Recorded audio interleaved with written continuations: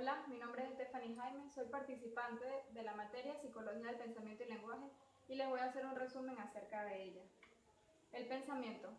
Según Peter Faccione, el pensamiento te puede llevar a ser una persona habitualmente inquisitiva, bien informada, que confía en la razón, de mente abierta, flexible, justa cuando se trata de evaluar, honesta cuando confronta sus sesgos personales, prudente al emitir juicio, dispuesta a reconsiderar y, si es necesario, a retractarse, clara respecto a los problemas o las situaciones que requieren la emisión de un juicio, ordenada cuando se enfrenta a situaciones complejas, diligente en la búsqueda de información relevante, razonable en la selección de criterios, enfocada en preguntar, indagar, investigar, persistente en la búsqueda de resultados tan precisos como las circunstancias y el problema o la situación lo ameriten. El lenguaje. Una de las características más importantes del ser humano es el lenguaje, ya que gracias a este expresamos nuestras emociones, ideas y sentimientos. Para una comunidad civilizada es importante que sus miembros conozcan y aprendan su lengua e idioma, ya que a través del habla cada persona refleja su personalidad y la de la comunidad a la que pertenece. Pedro Salinas, poeta español, dice: la persona que no conoce su lengua vive pobremente, vive a medias, aún menos.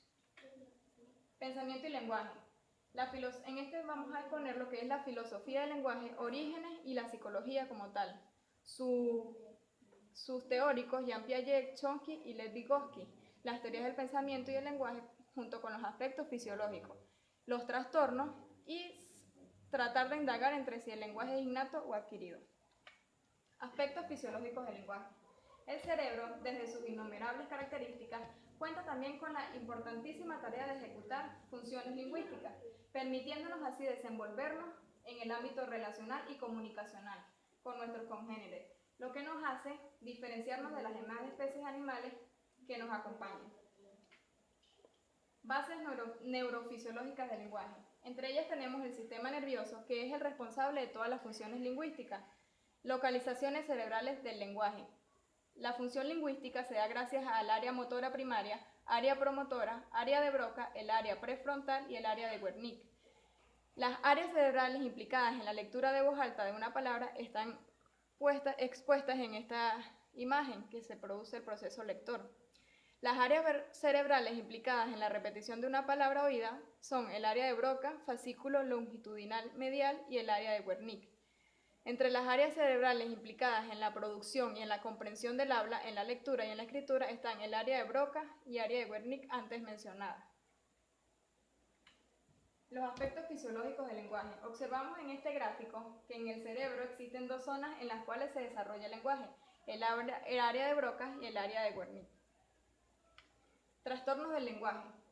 Tenemos el trastorno específico de la pronunciación, trastorno de la expresión del lenguaje, trastorno de la comprensión del lenguaje y la afasia adquirida con epilepsia, que es el síndrome de Landau-Kleffner. Trastorno específico de la pronunciación.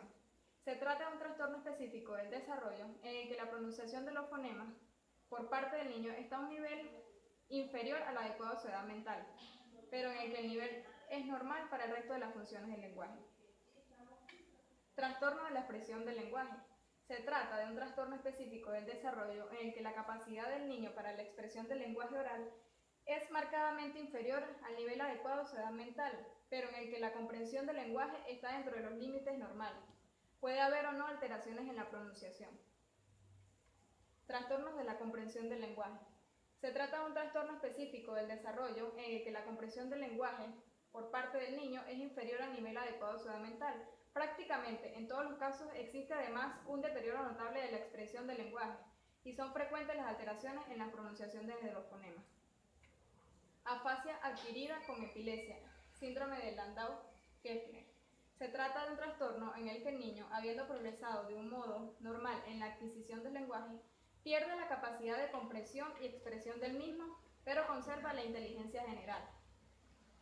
¿El lenguaje es innato o adquirido?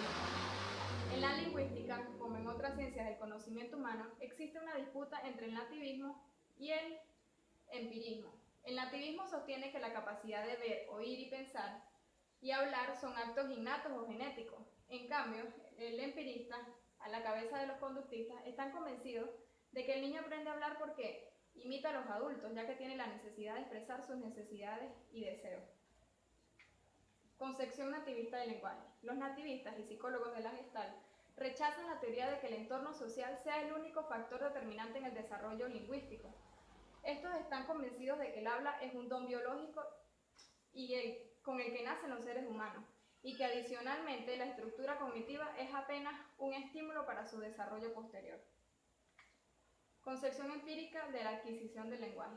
Según los empiristas, el niño aprende el idioma de la misma manera que otras destrezas físicas y mentales, es decir, mediante la llamada conducta operante, que está determinada por la influencia de factores externos o adquiridos y no por medio de factores innatos o biológicos. Concepción interrelacionista del lenguaje y pensamiento. Hay quienes aseveran que durante el desarrollo intelectual del individuo hay una relación dialéctica entre el lenguaje y el pensamiento. Esto es, en pocas palabras, un desarrollo conjunto del lenguaje con respecto al pensamiento. Psicología del lenguaje. Entre ellos tenemos al teórico Jean Piaget, quien sostiene que el lenguaje es el producto del desarrollo de la acción y el pensamiento, ya que tanto la palabra como la idea son imágenes observadas y no a la inversa. Lenguaje, luego pensamiento. Para Chomsky, el idioma es como una especie de computadora que funciona automáticamente, como los procesos de asociación antes de pensar, lo que da a suponer que para él el lenguaje es primero. Tanto pensamiento como lenguaje al mismo tiempo, afirma Vygotsky, con su teoría simultánea, define que tanto el lenguaje como el pensamiento están ligados entre sí y que por tanto se desarrollan conjuntamente el uno con el otro. ¿Qué vino primero, el huevo o la gallina? Hay mucha controversia entre las diferentes teorías que intentan explicar el desarrollo del pensamiento con respecto al lenguaje. Estas son características inherentes de especies de animales con mucho grado de inteligencia. Sin embargo, el lenguaje que poseemos los humanos, desarrollado a través de millones de años, es tan complejo que en definitiva nos separan del resto de animales que comparten nuestro mundo. Ahora bien, resulta inexplicable saber qué se desarrolla primero en el ser humano, si el lenguaje o el pensamiento.